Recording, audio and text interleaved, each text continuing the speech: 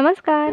श्री सेवा या यूट्यूब चॅनलवर तुम्हा सर्वांचे मनापासून स्वागत करते आणि आजच्या व्हिडिओला सुरुवात करते. आज आपण गुरुचरित्र पारायण सुरू करण्यासाठी कोणते नियम पाळायचे आहेत याविषयी माहिती घेणार आहोत. चला तर मग आता आजच्या व्हिडिओला सुरुवात करूया. याआधीही चॅनलवर मी बरेच व्हिडिओ अपलोड केले. त्यामध्ये श्री दत्तांची जन्मकथा, तसेच श्री दत्तात्रयांची नावे आणि त्यांचे अर्थ, श्री दत्तात्रयांची तीर्थक्षेत्रे याविषयी व्हिडिओ अपलोड केले. तेव्हा चॅनलला भेट देऊन ते व्हिडिओ नक्की पहा आणि लाईक व शेअर करा. चला तर मग आता आजच्या व्हिडिओला सुरुवात करूया. तर पहा, श्री दत्तात्रेय महाप्रभूंनी नामधारकास अति सामान्यांना गुरुप्रणीत मार्ग मिळावा म्हणून श्री गुरुचरित्र सांगितले. श्री गुरुचरित्र हा 5वा वेद मानला जातो. श्री गुरुचरित्र हा ग्रंथ नसून दैवी शक्तीने भरलेला सिद्ध मंत्ररूप महाप्रासादिक आणि वरद ग्रंथ आहे. श्री गुरुचरित्राचे पारायण हे अंतकरण शुद्ध असताना केलेले चालू शकते. शास्त्र शुद्ध सप्ताह करण्यासाठी पुढील नियम पाळायचे आहेत. तर पहिला नियम पहा, श्री गुरुचरित्र सप्ताह करताना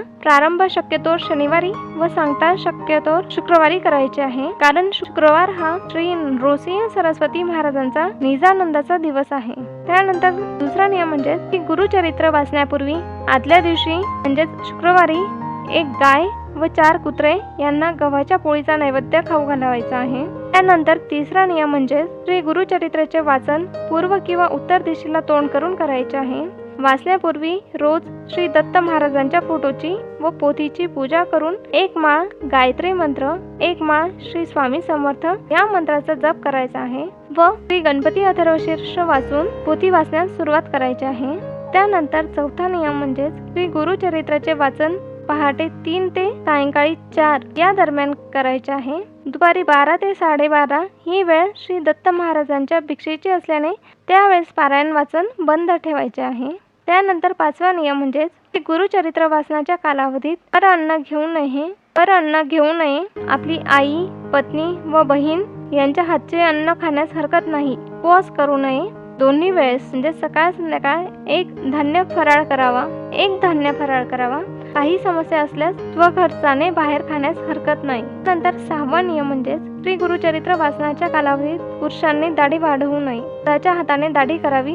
तसेच या काळात चामड्याऐवजी नायलॉन किंवा रबरी चप्पल जोड वापरावे. गुरुचरित्र वाचनाच्या कालावधीत ब्रह्मचर्य पाळावे. त्यानंतर 7वा नियम म्हणजे श्री गुरुचरित्र वाचनाच्या कालावधीत मृत शोष असणाऱ्यांच्या घरी किंवा अंत्यविधीस जाऊ नये. त्याच्या कुटुंबात जर मृत शोष आले किंवा जनन शोष आले अशा वेळेस श्री गुरुचरित्र पारायण दुसऱ्याकडून पूर्ण करावे, अर्धवट सोडू नये.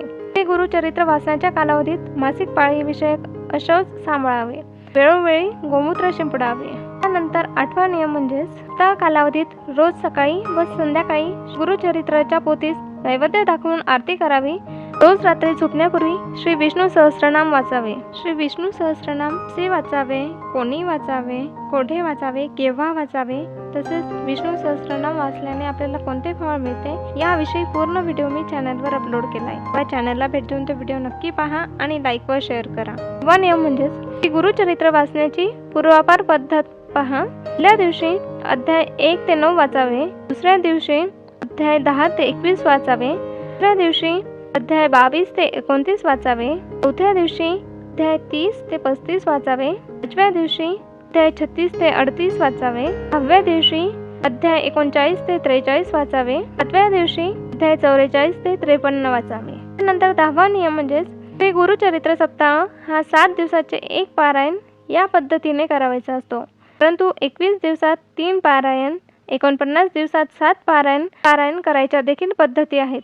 7 दिवसाच्या सप्ताहाची 8व्या दिवशी सांगता करावी. सांगतेच्या दिवशी सकाळी 10:30 वाजता दत्त महाराज, श्री कुलदेवता स्वामी समर्थ महाराज व एक गुरुचरित्र ग्रंथाकरिता नैवेद्य मांडावा. त्याचा नैवेद्य गायला खाऊ घालावा किंवा स्वतः घ्यावा, मगच आपण भोजन करावे. गुरुचरित्र वाचनाच्या कालावधीमध्ये सुद्धा आपल्या नित्य सेवेत खंड पडू देऊ नये. तर भूमिशयन करावे. पटवर झोपू नये. तसेच गुरुचरित्र 3 दिवसीय वाचू नये. 1 दिवसीय पारायण फक्त दत्तधाम व राष्ट्रसेवेसाठी करावे. ते पारायण 7 दिवसाचे करावे. श्री गुरुचरित्राच्या निष्ठापूर्वक पारायणाने अनुभूतीपूर्वक साक्षात्कार होतो. हे या ग्रंथाचे वैशिष्ट्य आहे. दुःखितांना, वेगवेगळ्या प्रकारच्या शापितांना, असाध्य आजार असलेल्यांना, मारण, भानामती इत्यादी ग्रस्त झालेल्यांना, दोष असणाऱ्यांना गुरुचरित्र एकमेव साधन आहे. श्री गुरुचरित्र हा श्री दत्तात्रयाचे अवतार मानल्या जाणाऱ्या श्री गुरु नृसिंह सरस्वती स्वामी महाराज यांच्याबद्दलचा श्री गुरुचरित्र ग्रंथ आहे। श्री सरस्वती गंगाधर हे श्री गुरु नृसिंह सरस्वतींचे एक शिष्य सायनदेव यांच्या 5व्या पिढीतील होते। नृसिंह सरस्वतींच्या 7 प्रमुख शिष्यांमध्ये सायनदेव यांचा समावेश होतो। ते शिष्य पहा: सायनदेव, नागनाथ, देवराव, गंगाधर, सरस्वती गंगाधर अशी वंशावळ गुरुचरित्र देते। सरस्वती गंगाधरांना चरित्र लिहिण्याचा आदेश स्वतः श्री नृसिंह सरस्वतींनीच दिला अशी माहिती श्री गुरुचरित्रात दिली असून परंपरेनेही तशी श्रद्धा दत्त संप्रदायात आहे। श्री गुरुचरित्र लिखाणाची संपूर्ण माहिती पहा। श्री सायनदेव हे श्री नृसिंह सरस्वती महाराजांचे प्रिय शिष्य होते। माझी भक्ती तुझ्या वंशोवंशी राहील असा अक्षय आशीर्वाद श्री गुरूंनी सायनदेवांना दिल्यामुळे श्री गुरूंच्या भक्तीमुळे श्री सायनदेवाच्या 5व्या वंशजांनी म्हणजे श्री सरस्वती गंगाधरांनी श्री गुरुचरित्राचे लिखाण केले। श्री सरस्वती गंगाधर हे संसाराला कंटाळून आत्महत्या करण्याचा निर्णय घेऊन घोर जंगलात जातात। मार्गात त्यांना श्री गुरु नृसिंह सरस्वती हे वृद्ध ब्राह्मणाच्या स्वरूपात दर्शन देऊन उपदेश करतात, का आत्महत्या करतोस? तुझ्या हातातून खूप मोठे कार्य होणार आहे। कार्य म्हणजे श्री गुरुचरित्र लिखाणाचे कार्य आहे। ते वृद्ध ब्राह्मण श्री सरस्वती गंगाधरांना सांगतात की पश्चिम दिशेला जा, तुला तिथे श्री सिद्ध मुनी स्वती दिसतील, तू त्यांना शरण जा आणि ते तुला श्री गुरु नृसिंह सरस्वतीचे चरित्र सांगतील, ते तू लिही। श्री सिद्ध मुनी हे गुरूंचे 7 संन्यासी शिष्यांपैकी 7वे शिष्य। श्री सिद्ध सरस्वती यांनी श्री गुरुचे चरित्र आपल्या दिव्य वाणीतून सायनदेवांचे 5वे वंशज सरस्वती गंगाधरांना स्वहस्ते श्री क्षेत्र गाणगापूर इथे भीमा अमरजा संगमावर बसून श्री गुरुचरित्राचे 1 महिन्यात लिखाण केले। पुढे या मराठी पद्मरूपात असलेल्या श्री गुरुचरित्राचे 19व्या शतकाच्या उत्तरार्धात श्री वासुदेवानंद सरस्वती व अंबेस्वामी यांनी संस्कृत मध्ये जवळ श्लोकी भाषांतर केले। हे संस्कृत गुरुचरित्र बहुशः अनुष्टुप छंदात रचले आहे। गुरुचरित्रास दत्त संप्रदायाचा उपासना ग्रंथ मानतात। गुरुचरित्र या ग्रंथात एकूण 52 अध्याय असून